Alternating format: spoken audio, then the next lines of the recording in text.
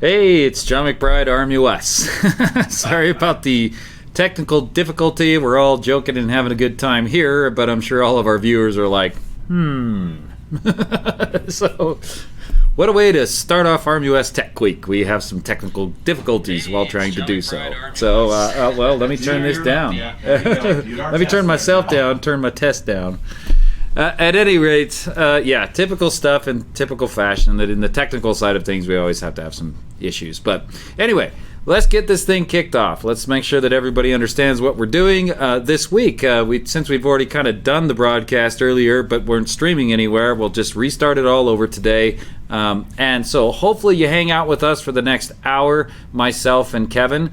And I will introduce Kevin here in just a second. So Kevin Toderel, he's definitely my partner up there in Canada, who's going to be helping me with all of this week's events, as well as all of the questions, Q&A, and we're just going to talk a little bit about that today, about what we're going to be discussing. So without further ado, the spectacular Kevin in Canada.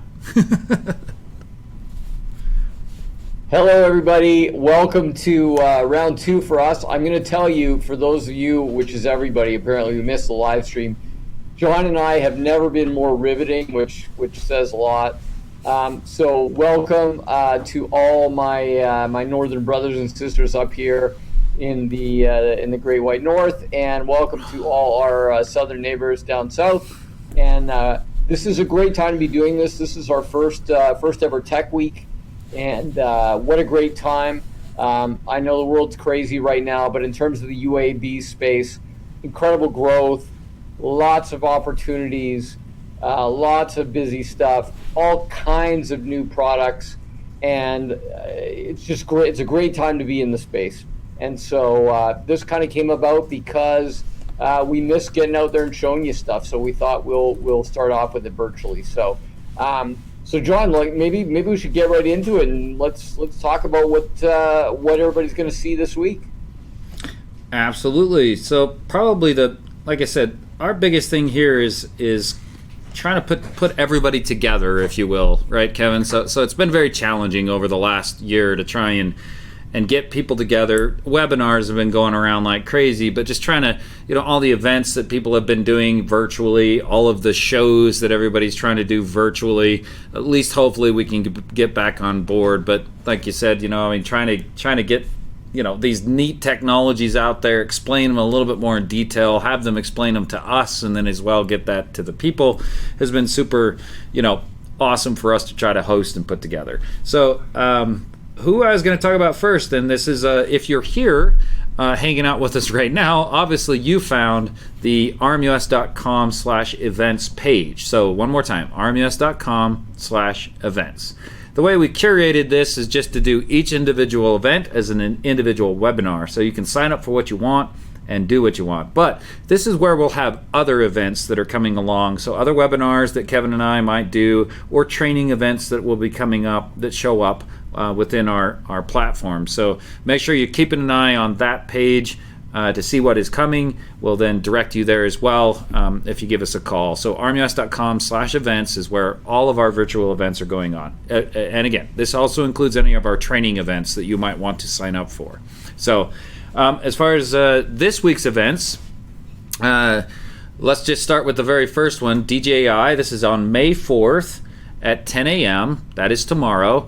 We have DJI that will be discussing the P1 and the L1. We're going to go at a deep dive with Run Lee, the solutions engineer from DJI, who will kind of explain a little bit about the products themselves. And I know, Kevin, you've got a P1 up there kind of hanging out. I do have one here as well, but you physically have one if you wanted to kind of talk a little bit about the P1, and then we'll talk a little bit more about the L1, just as an intro about what's kind of going on with this particular event. Absolutely. So here's the P1, and I think this might be the only brand new one in Canada right now. I'm not gonna lie, Jerry, if you're watching, this is actually yours, and yes, it's gonna get shipped up to you today, like I promised. But yeah, obviously, super hot product, supply issues, not very many available. So I gotta tell you, I don't want to spoil this the surprise for tomorrow, but obviously, great mapping unit. But the big thing with it is we were surprised at how great the video was too. It was really impressive, and it was great. And now the other part of this is the L1. So the L1 is a great sensor, and it's fascinating because it's driven a lot of interest in UAV LiDAR. So all of a sudden we have a low-cost product that does different things than some of the other systems out there. So we'll be very excited about working with the L1. And if you get a chance and you're interested in UAV LiDAR, definitely check out the ROC session on Thursday. That'll be a broader discussion on UAV LiDAR in general rather than product specific. And so if you're considering the different alternatives and you want to understand what the difference between mapping grade and survey grade LiDAR is, that will be the session for you. So these things are still a white whale. No one's really actually seen it, except John was actually one of the testers. So he's actually seen it, and so he can maybe, I don't want to spoil much, but tell him a little bit about it. No, probably. So I did get a hold of this. DJI sent one out to me early December to go ahead and kind of evaluate initial testing. Of course, everybody's been asking for data sets off this thing, and at the testing phase I was at prior to getting this, I wanted to be very clear that it is a testing unit, so we got to get feedback to DJI, make sure that the programs are working well, make sure that the mapping portion is working well. But in Terra software, the Terra software itself, you do all of your basically your LiDAR processing. So after going out and collecting your data, which is fairly easy to set up like any other mapping mission, not super complicated, then bringing it into Terra to process and push it out to an LAS file, or in some cases people call them LAZs, but the LAS file, that has to be generated by Terra. So here you can also do colorization and everything else. But then we move that into, and you had mentioned it earlier, Kevin, a software like Rock Cloud to then look at it. So a lot of different moving parts here to understand the segue, of getting a LiDAR, kind of getting into LiDAR workflows. This is a good introduction into that. This kind of opens the door to find out maybe that the L1 is kind of a lower end sensor, a lower understanding of the workflow, but we can get into higher end stuff that's obviously costs more money and is more expensive. So that's just clarifying that. We want to make sure we give the opportunity to DJI once again to kind of show us a little bit around the sensor and understand a little bit about that workflow. So hopefully we can get some more better data sets out there. I think, Kevin, you've got the very first P1, but I'm expecting my L1 here pretty soon. So hopefully we can get that here pretty soon and get some information out there for everybody. But don't forget to don't miss tomorrow's presentation with DJI. Anything else you wanted to add there, Kevin? John, I just want to also add, the L1 has been fascinating because it's opening up a whole new area of use cases for LiDAR, right? So public safety applications, different kinds of applications where, maybe you don't need the same level of accuracy or resolution, but I like it because that's how innovation happens, right? When people that they could never afford a $200,000 LiDAR system, now they can get one for, under $20,000. And then they just start experimenting with stuff, and that's how we got to where we are as an industry, and that's how we're going to continue to grow. Yeah, and I didn't want to throw this comparison out there too early in the game, but we do have when we talk about thermal stuff, we have thermal sensors that have a lower grade and thermal sensors that have a higher grade. This includes both resolution as well as radiometric capabilities, whatever that grade is. And we always run into this often, is that some people just can't quite get into the more expensive high-end stuff, but they think that's what they need. Then they find out that they can do really good stuff with a lower-end sensor that normally wouldn't have cost them 10 times the amount to purchase the same similar thing. You just have to know the limitations on that lower end and understand even some limitations on the upper end. So a lot of things that kind of work with that. But let's talk about the next one, Kevin. So that's it. That's tomorrow at 10 a.m. And then we have our next presentation at 2 p.m. This is with Sarcos Robotics. We'll be talking about the Guardian S and inspection applications and the exoskeletons that they actually produce and make. So behind me, I do have a Guardian S back here. Shut that just a little bit. But in the shop, we do call it the Snake. It's called the Snake. So Guardian S Snake. I know that you guys have had some experience up there. If you wanted to elaborate a little bit on that, because we'll be joined on tomorrow's webinar with Fraser Hahn, one of my great technicians, and kind of jealous that Kevin has him up there in basically Canada. So why don't you talk a little bit about that? So I think the Sarcos is a really interesting and important product, because I think it was one of the transitional products as we move from specifically aerial into more of an inspection robotics, including ground robotics. And so that was one of the things that did it. It's a fascinating project. That one's John's got there is magnetized, so it goes inside of metal piping. It goes up metal girders. It's pretty incredible. But the money application for that is something Fraser, who's our director of technology, will be talking a little bit about. And it's important because it now starts to allow not only aerial and ground data to be collected and fused, but also internal and external data of structures and infrastructure. And so that's one of the most fascinating things we're seeing about being able to merge different point clouds, being able to merge different imagery, so you get a complete look inside and out at different pieces of infrastructure and assets. So really interesting. So Fraser will talk to you about the killer app for that product. And on top of that, if you're a fan of the Aliens franchise, the exoskeleton, I look at it and it's like the thing Ripley did in, I think it was Alien 2. And we don't know, maybe as UAV people we don't need one, but we definitely want one. So I highly encourage you, if you are doing stuff indoors and moving a lot of stuff around, to stay and check that out, just to have your mind blown a little bit. Yeah, so I agree. I think as far as understanding a little bit more of that robotic side of things, how things get there, how they're engineered, we do have flying robots behind us all day long. That's kind of what they are. But, when we think of robotics, we definitely think of more terrestrial type applications rather than drone flying applications. But super excited about that particular show. On the next day events, anything else you wanted to add to that? You good with that? I think we're good.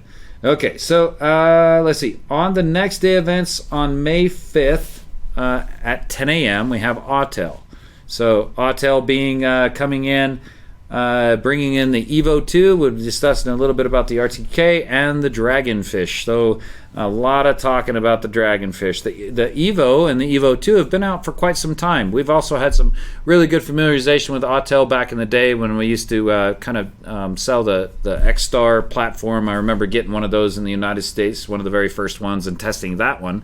Really good platform. But, man, these guys are coming out heavy hitters, really kind of pushing against that DJI, if you will, as far as products go. I think they'll additionally be able to just manufacture the demand. One thing to remember about Autel is that they've done a lot of really good stuff here in the United States. They've got a lot of partnerships going on, GPC being one of them. Your drones come with that. Fox Fury Lighting is another one that they kind of put into the case and have that partnership with them as well. So it's really good. I like to see that kind of push to help other companies kind of get those products out there and being used. But anything that you wanted to add on to that on the Autel stuff there, Kevin? Yeah, thanks, John. It's a platform that we tested up here, if you remember, a few months back during our small SUAS throwdown. And I'm going to make a bold statement right now. And if you have Jason in studio, if you have the bold statement flashing lights that go on in the background, I think right now we all love DJI. DJI is the market leader, and they're great, and the advanced is great. But I think right now for the small SUAS, Autel is the market leader in this segment from a technology perspective. The range is incredible. The flight characteristics are incredible. As John mentioned, some of the accessories are incredible. It's just really, really impressive. And so that's very exciting on that. As far as the Dragonfish goes, if you've actually seen an actual dragonfish, they're big, ugly, they got a giant mouth. But it's an incredible surveillance product. For our public safety partners, it's incredible. Multi-hour flight times, sensor integrations for very, very high resolution sensors. And they're working on a couple of partnerships to integrate software that'll do high speed, high altitude mapping for tactical scenarios. So I'm a big fan of the fish. So Yeah. we'll be looking forward to hearing more about that. Well, it's probably been the most requested thing that we've ever had as far as modifying something, right? I mean, something that can fly as a VTOL. So we'll just bring up the Trinity for a second. We carried the Trinity made by Quantum Systems, and most of the public safety guys definitely wanted me to put a camera on the bottom that could transmit back down to the ground to give them operational awareness, situational awareness, if you will, and operate the drone for the hours on end that they would like. Unfortunately, this might come with a steeper price tag, I think, that most people will want to pay, but it, you got to get them out there sometime, right, Kevin? I mean, everybody's got to be able to try, so it could be a military type thing. It could be a more, one of those higher end Canadian, folks up there that have some money that could buy into this and actually get some really good use cases out there. So, and again, it's been discussed and talked about in a lot of the Facebook groups on how this is going to go, but or what it's going to be or how much it's going to cost. So make sure you join us again with that one real soon coming up. So that is, let me just double check on my schedule. Let's see, Autel May 5th at 10 a.m. So make sure you join us for that one. We also have they have a new product that's coming out. You probably have heard about it, but we'll talk about the new product that's coming out as well. And we're going to be talking with Brady Reish from Autel, who is a enterprise customer support. So, and John, just before you move out, I also want to add on this in terms of use cases. Very exciting. RMUS has in fact partnered with the Canadian Coast Guard. And the Canadian Coast Guard has chosen this, the Evo 2 Dual, as their small SUAS platform. So out in the field, and it's been tested and chosen. So pretty exciting for Autel. Yeah, I concur. Having some of if we can get more, if you want to call it military, DOD, the Coast Guard, whatever it is, out there using these pieces of equipment, the better it is. So great job on aligning that. The whole sale was great, and then they've already got them out in the field, so that's even better, working with them and doing them. So anyway, on to the next one. Same day, May 5th at 2 p.m. At 2 p.m., we're going to have Watts Innovation, Prism, and the RMUS payload integrations. We'll be speaking to, Bobby Watts, who is the CEO of Watts Innovation. Imagine that. But at the same time, he has definitely been making an impact in the market. A heavy lift bird. I have one right here behind me. So this is the X4 configuration. I have a pair of 10,000 milliamp 12S battery packs, so that'd be 20,000 milliamps at 12S. Don't have a payload on this one, but that's kind of what we're going to be talking about and discussing on May 6th at 10 a.m. is the actual integration, the complexity of this, understanding it's not quite just slap it together kind of stuff. When we do really work on how each of these companies will be talking to each other, how they have to do software with each other, how they have to do integrations with each other.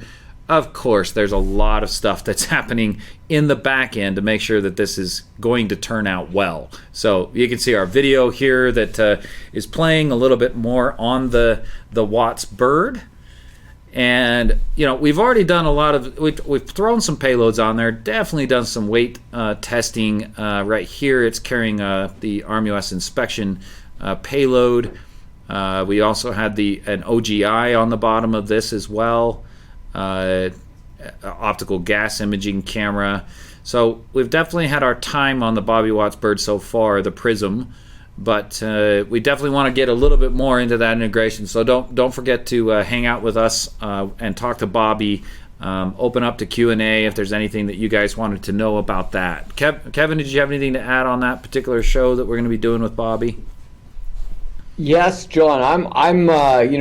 This is a great platform. We're excited. We'll be carrying this exclusively in Canada, and so there'll be a lot of different configurations. And I know what gets us excited is the OGI and methane detection options for some of the oil patch applications. That's fascinating. The Corona options for power generation. And then obviously some of the custom payloads. We have a lot of people now that are working on different platforms with things like magnetometers, all our research partners. And really one of the best things about this platform is the fact that you can convert it just by changing the arms from a 5-pound payload quad into a 25-pound payload coaxial quad. So excellent platform. We're looking forward to launching that officially up in Canada. So. Mm-hmm.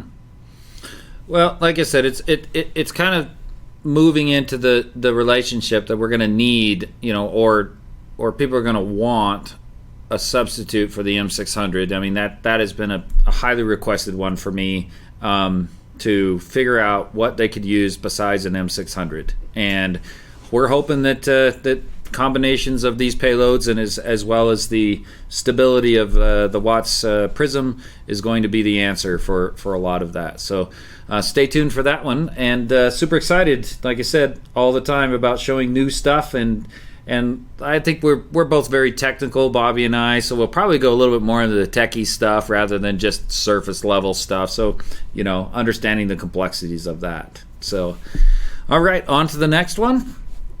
Probably the most exciting one out in the world right now is the Boston Dynamics. So on May 6th, 10 a.m., Boston Dynamics will be talking about the Spot and payload integrations with Tim Dykstra.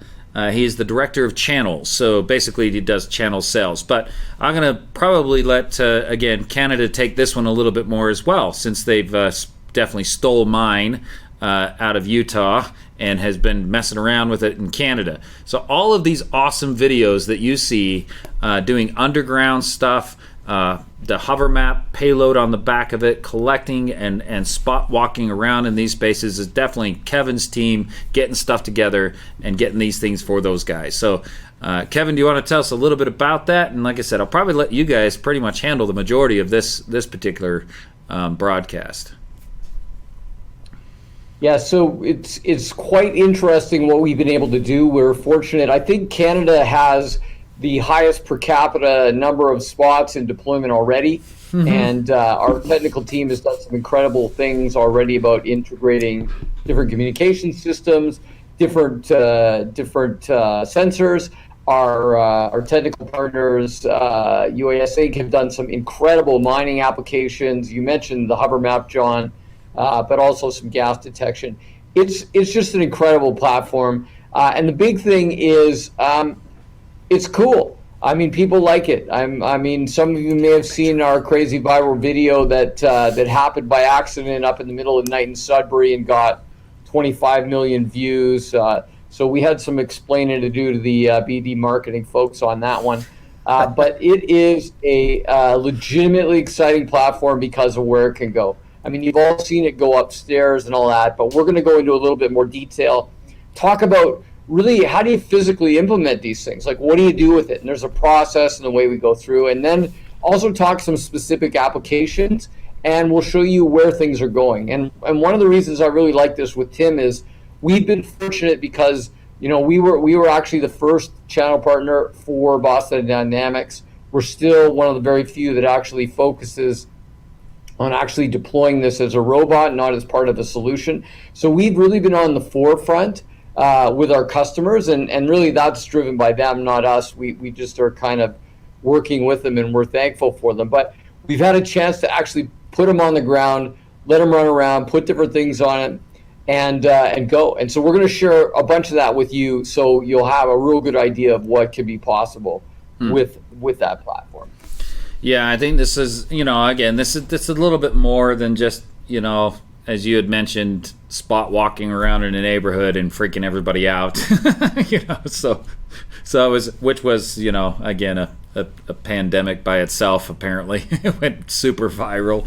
But either way, it's a very interesting, a quadruped is a very interesting robot, if you will, to watch them operate and watch them do. Not very many people are familiar other than just seeing them on a video. So we had the chance as well to kind of take this out to one of our local high schools and kind of show off a little bit of that capability to all these guys going, or the kids going into robotics and whatnot. So this will be a very, very fun as well as informational webinar about the Boston Dynamics Spot with Tim and Kevin. So make sure you join on that one.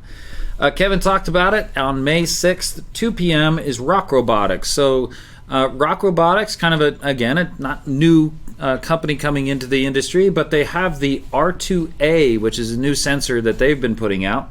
And then they have some software. We talked about it earlier, called the Rock Cloud software. So the Rock Cloud software allows us to bring in those LAS files, look at them, kind of mess with them initially, but then they have a lot of other things that you can do to the software, or within the software itself. Planometrics, you can do volume metrics, you can do all kinds of things that AI will allow you to kind of stand away from the actual processes. Classification, which we all know kind of takes a little bit of time to classify things on a very large map. So the AI, you can run this through the cloud software and actually allow this to happen. But we'll have Harrison Knoll, who will be joining us, the CEO of Rock Robotics, talking a little bit about LiDAR and capability. And I think Kevin, you said it already. I mean, we're going to be talking about that the very first part of this will be explaining what LiDAR is, what it does, what it's going to be good for, and what it's not going to be good for. So, we definitely want to make sure people get on this one so that if they are thinking about choosing a LiDAR, because he isn't very, specific about, even though he has the R2A, that's his product. He's already done a real heavy amount of testing with the L1, with Regal products, with LiDAR USA products. The guy is kind of a LiDAR guru. So, Kevin, did you want to add on that one? Yeah, John, I think this is going to be one of the ones I'm more excited about for all of those reasons you mentioned. So with the L1, I mentioned it before, lots of demand from people that maybe haven't used or considered LiDAR, and I think it's important to look at, particularly if you're a service provider or you're somebody at a larger organization that's already doing some survey work for your survey teams but are being asked to get into LiDAR. It's not the same. This is the camera may be plug and play, but the actual workflows and the actual process of getting the accuracy and getting good point clouds is not as simple as you think, and it will be very, very much driven by the needs of the people you're providing your deliverables to. So There's a lot of moving factors. The hardware is only the tip of the iceberg. And so again, if you're considering this and you're maybe not a surveyor who's already a LiDAR expert, you should definitely do it just to know what you're getting into. If you are a surveyor, it'll be great to talk about what are some of the considerations about how your workflow needs to look different from an aerial perspective. So definitely check it out. And as I mentioned, we love those kind of entry price range but high performance products like Rock and like Green Valley that we have up in Canada. Yep, this is it. I think this will be very informational. Besides trying to sell you anything, it'll be super informational to understand a little bit more about LiDAR. So super excited about that one, no doubt. Last one will be on May 7th. We saved the best for last, if you want to call it that, is Skybrowse at 10 a.m. We're going to be walking through Skybrowse with Bobby Ouyang, the CEO of Skybrowse. Now, I will tell you that Bobby and I have talked several times over the years. We first met each other in person at a public safety event in Virginia, and he this kid is definitely a smart kid. I will tell you that. He's got a great group of people putting out there some nifty stuff. His whole mantra has been trying to keep it, how do you want to say, as simplified as possible. When it comes down to mapping stuff, specifically his product is for public safety. We already know that there isn't a lot of time.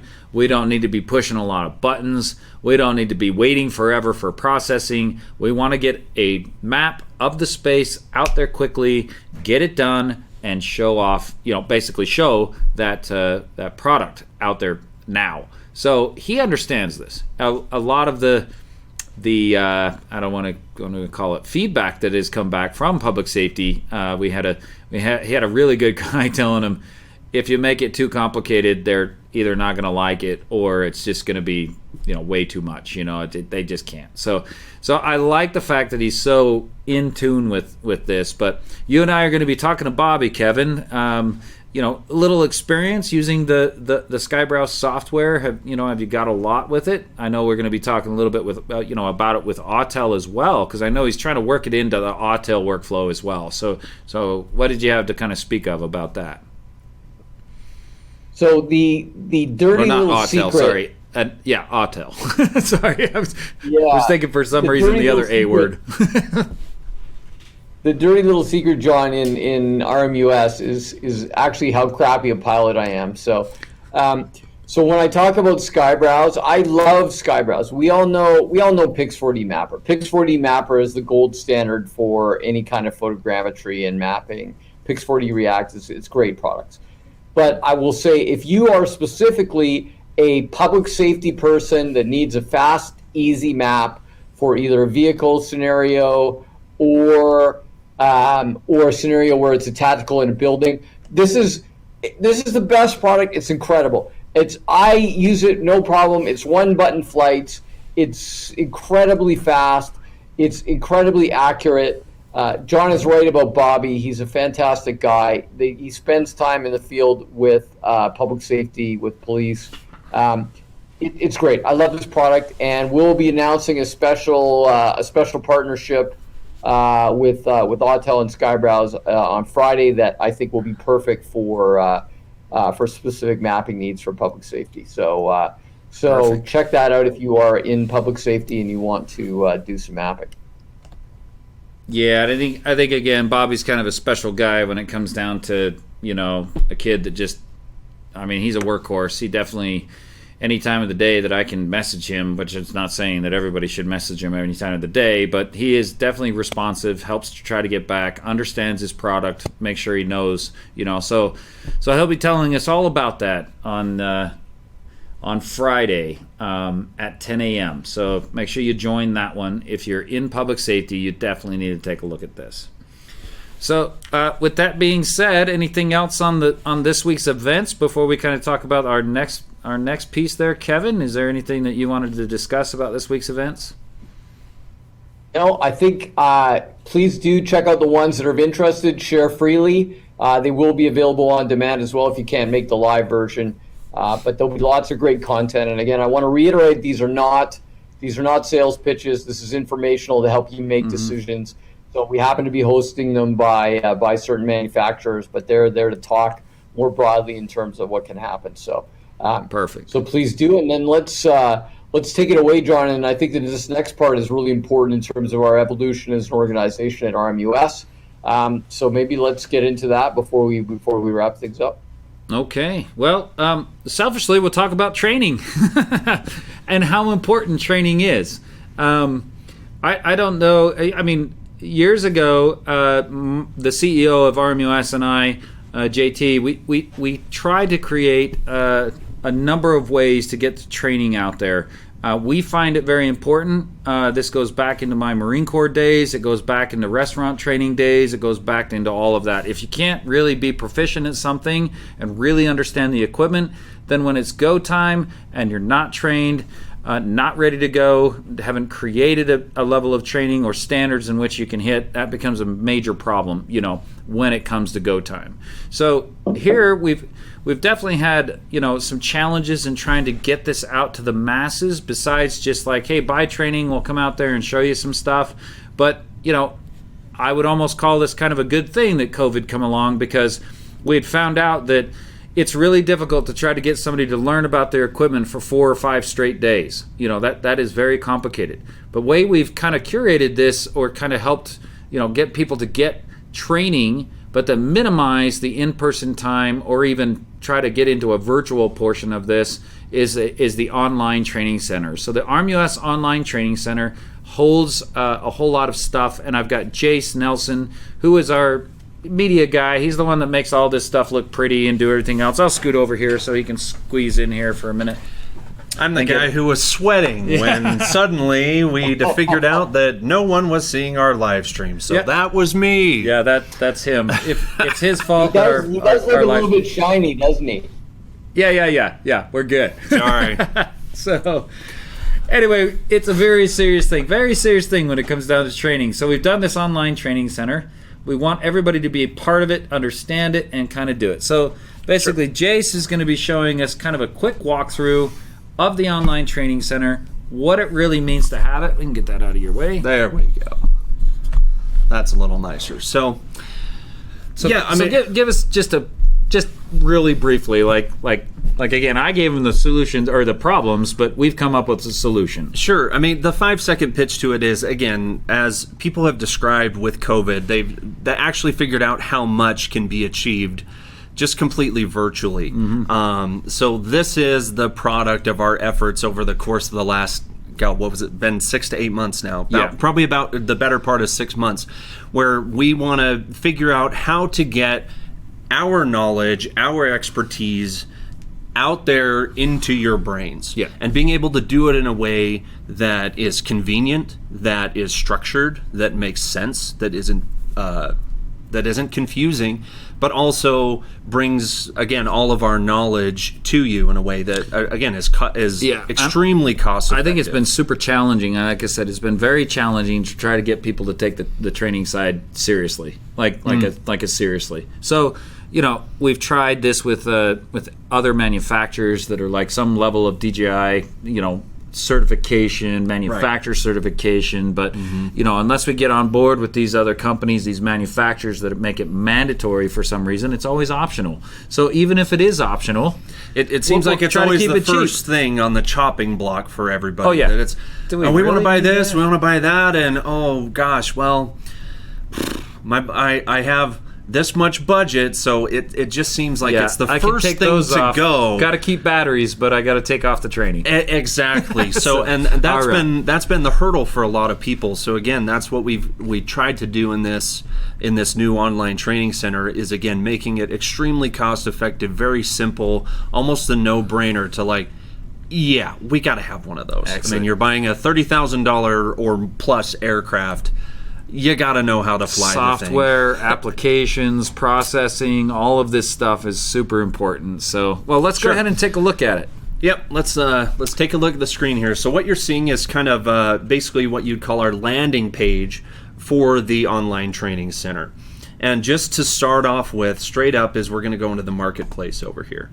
So in this marketplace, everything is organized by a package, and you'll also notice that everything builds on itself. So in addition to just a little bit lower here, we have DJI level trainings, 200s, 300s, Phantom 4s, Mavic 2 Enterprises.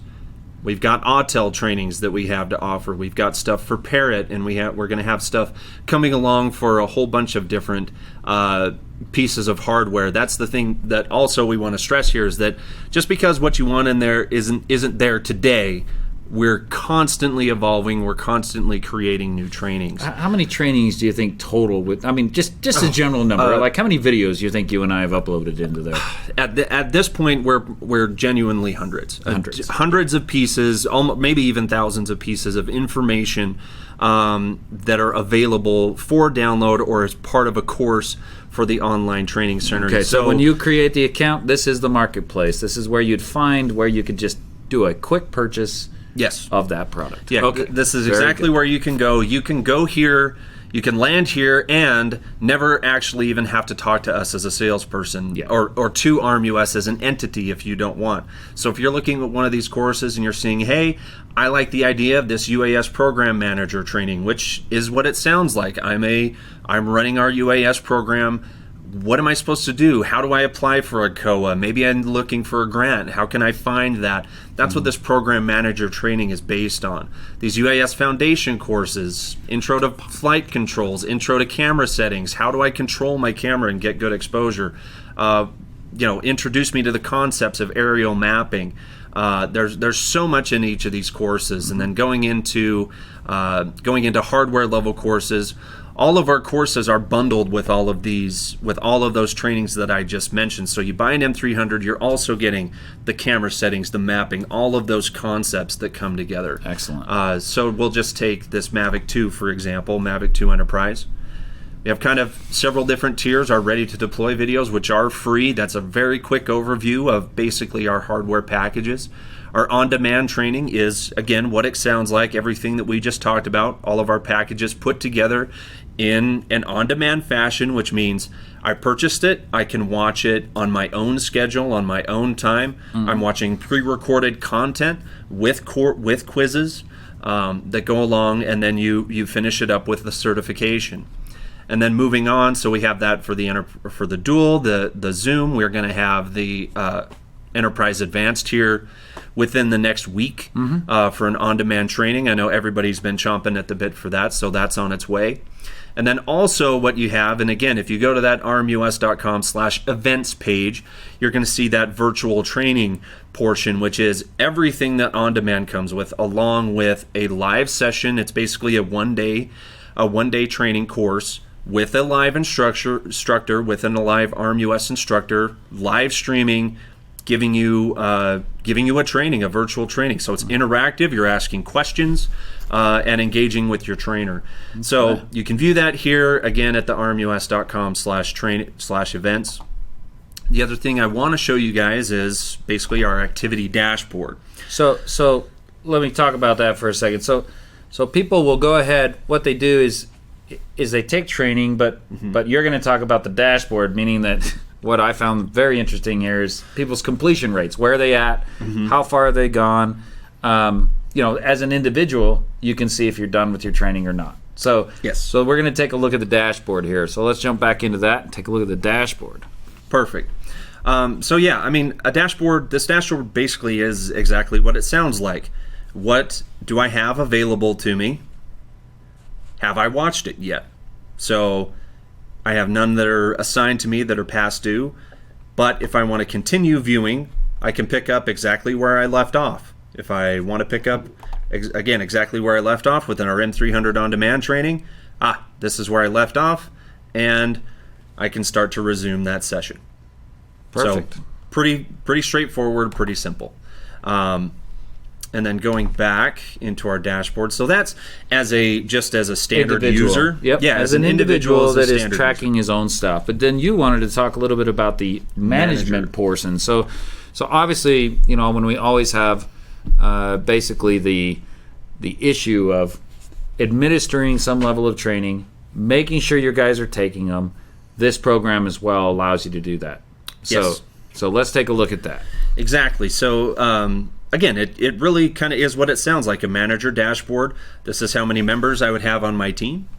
This is the individual members, where they're at, how many courses have they completed, or how many of their training paths have they completed, how many live courses are virtual trainings, how many live trainings have they attended, and an overall percentage of where my team is. Have they completed this course yet? So I can go into each of these members and see that, we have a mission going out today, but I can see that one of my guys has not completed the Mavic Enterprise training yet, or the P1 training, or whatever it happens to be.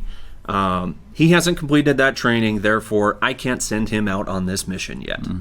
So that's a little look at that manager dashboard. And I think if we kind of understand the general rule of thumb here is that without some level of training, there is no level of accountability. Exactly. Would you think that? If you haven't been shown how to do something or demonstrate how to do it, then how do you hold somebody accountable? And then as well, when we run into so many problems, and this is probably the biggest, most selfish reason to do this. If you come into training with me or my team or the educators that we have, learn about your equipment, this makes it a lot easier for tech questions later on. I mean, that's my selfish reason. We don't get inundated with tech questions because most of it is answered in the traiing. Sure, it's even the most basic ones of how to turn something on is like you say it's selfish, but it's also having that baseline understanding, knowing that we wrote the course, that we're talking the same language. selfish for you maybe, but also selfish for you as the buyer and the educated, which is the quickest way to be able to get yourself to a solution. Yeah. Which is, okay, I have a baseline understanding here. I know what I'm looking for. I know where I'm going. And I know the right question to ask when I'm looking for a resolution. And we all know that, this stuff can get very complex and can be very complicated, and just sending an email off to whatever manufacturer doesn't always get you the right answer. But, helping out with tech support with our end, doing this level of training, and that's a pretty general term. I mean, just training in general, but there's a lot of more in-depth things that we go into to try to understand exactly the equipment, the workflows, the programs, the software, the applications, because there's probably 100 of them just to fly your drone. So getting through all that, right? Mm-hmm. So which ones are the best recommended? Which ones are the best? We can hit home with the basically online training center. Sure. So anything else you wanted to add there? Finally, come back again one more time. Mm-hmm. The last thing we want to show is a similar thing. So if you're signed up for a live virtual training, it's going to, again, extremely simple interface. What's on my calendar?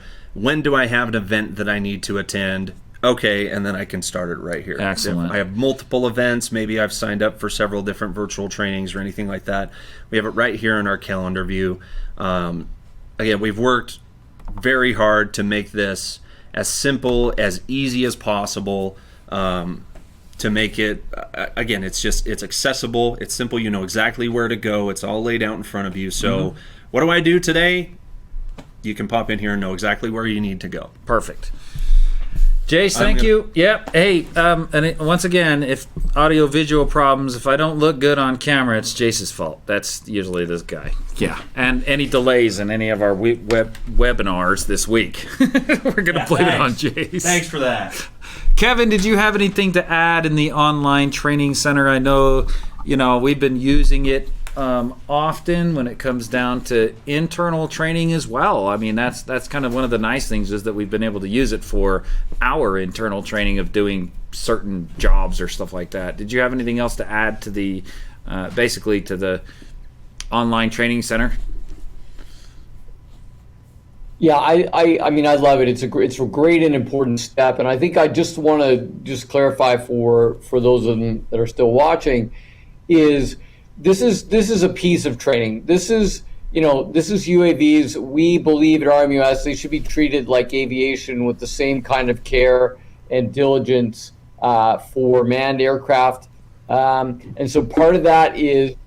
You can't just do online training. You can't just do video training. You need stick training. You need in-person training. But what you can do is utilize online training for preparing people so they understand the aircraft, they understand the basics before they get with that instructor, and make that time with the instructor hands-on much, much more efficient. So this is going to, improve the effectiveness of your in-person training, possibly reduce the time. But it's also going to give you that aircraft certification in the background, so you have a process where you're signed off on the aircraft before you even start to get the training on it. So it's an awesome program.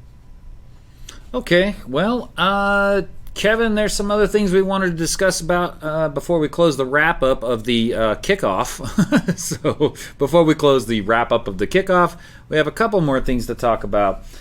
You guys are, like I said, what's going on in Canada has been some really neat stuff. We've definitely, as far as the training goes, DJI has allowed us to do UTC training, and that has been super helpful. But you guys are kind of doing another portion of this up there in Canada. So if you want to kind of explain a little bit about what you're introducing up there, what you're bringing on board up there, what you're bringing online with all of these other places. So I'll let you kind of just talk all about that. Yeah, thanks, John.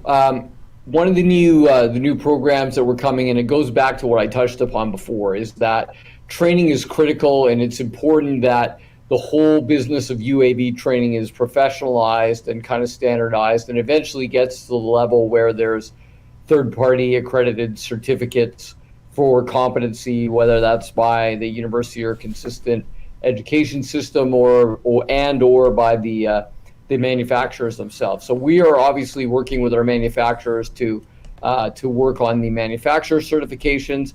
And then for transitioning into some of the in-person training, we're very, very excited to announce our official Canadian partnership with DJI Academy. And that is a significant business for DJI in China. We are the launch partners and the exclusive partners for DJI Academy in Canada. So that's very, very exciting. Now, how we're going to do this is we have put together an exciting initiative called the RMUS Education Network, or the EDU Network, as we like to do, to be able to offer the DJI Academy intro program right across Canada. And so we have partnered with 5 of the premier UAV training facilities across the country, and they will be our partners and our alliance partners for delivering the DJI Academy programs. So I'd like to just quickly introduce them. You can see them. We have, first of all, Autel Academy up in North Toronto. They're one of the older providers in Canada. They offer a full suite of online courses for TC certifications as well.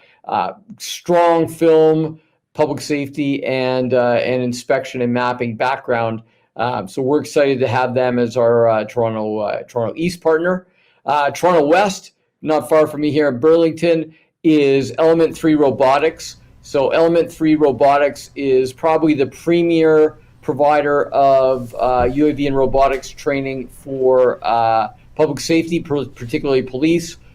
Every one of these individuals is a former police or firefighter that has deployed UAVs in tactical operations, and really, really high quality, excellent program. So we'll be excited. In La Belle Provence, Jean-Guy and his team at Copter Image. I believe Copter Image was the first UAV training school in Quebec. They train in both English and Francais. And Jean-Guy's team works with all kinds of training on not only on the enterprise side but also on the consumer side. But they'll be our Quebec partners for DJI Academy. Moving westward, go west, young people. We are partnering for the Alberta market, parts of Western Canada, Manitoba, Saskatchewan, with in-flight data, and Chris and his team there again are one of the pioneers in UAV training in Western Canada. Really, really interesting. They are also specialists in BV loss, so they'll be working with TC hand in hand to develop some of those programs, which will be very, very important for both the DJI Academy and some of the aircraft certifications. And the furthest west is Drone Academy Canada. Paul's team are a premium provider out of Vancouver, British Columbia, and so they'll be handling the BC market for us. Paul has a deep background. He's a military guy by trade, and has done a ton of training for infrastructure and also for public safety out there. So these will be our programs. We'll be launching this in more detail. Expect programs to start first week of June, possibly via Zoom. We'll determine that depending on COVID, but full speed will be ready to go by that time.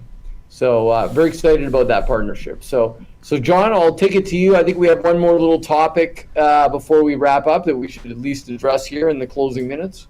Yeah. Great job up there in Canada is all I'm going to say. I mean, you guys have been doing such a fantastic job just kind of pushing, drone use, education, everything else. So really do value what you guys are doing up there. Last thing was probably just this blue UAS stuff, Kevin. We've talked a lot about it. We're not doing too much of it on the kickoff, but might as well talk about it for a moment and kind of understand a little bit about the blue UAS. So what I call them, and I kind of call it blue UAS companies making blue drones, whatever that means.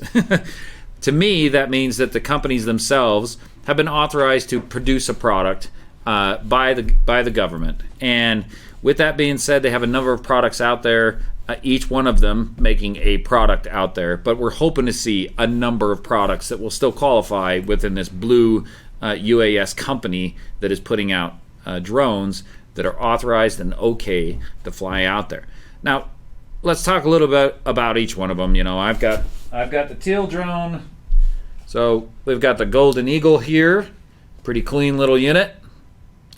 Hadron sensor, pretty simple. I don't think that's very complicated. The remote is fairly easy to fly. Probably one of the more expensive ones of the blue UAS, I think, as far as cost goes, getting them out there. But I'm not sure. I don't think we've got pricing from everybody. But that's the other thing. We're still waiting on a lot of pricing. So you've got one there as well, right, Kevin? Yeah. So I have the this is the Anafi USA version. So these are now available in shipping. So this is probably the only one of the blue SAOS that you can actually get now. So obviously a lot of challenges producing new ones, or at least getting any kind of a number. So I'd just like to add to what John said. We get lots of people asking us about them, and so we're not going to talk about them too much in Tech Week, but we do have these platforms, and we are actively testing them and putting them through their paces. So I know we get asked about it, especially since we did the small SUAS throwdown. Is there going to be a blue SUAS throwdown? Answer to that is yes, there is. But again, do not expect to just be able to call me and say, Kev, I need one of these right away. I need 50 of them right away. Well, I need 6 right away. It's taken a minute for them to get out there and into the wild, So, yeah. So John. So I think we're actively testing them now. We're actively working with the providers, and when they're ready to ship these at scale, we'll be ready to let you know which are the best ones and how much they are and how you can get your hands on them. So so do look for that at some point in the future. Okay, I was just monitoring online to see if we had any questions that needed to be answered, but it doesn't look like we do. If you do have any, I guess you could put them in the chat if you have any questions there. But if not, we must have just done a real good job. Did it just end at that? Yeah, we did a good job. Is that what Jay said? Yeah. We did a good job, meaning that nobody has any questions. So, at any rate, Kevin, thank you again for helping me, run this whole thing this week. I know it's been really, super fun trying to get everybody together, challenging at the best, I would say, getting all the links and everything else. And again, thank you for hanging out with us for this extra time and understanding the delay that we had today. So I apologize. But here we go. We're going to get going here pretty soon. Tomorrow, make sure you join us 10 a.m. And we'll get this off the road. So I'll see you then.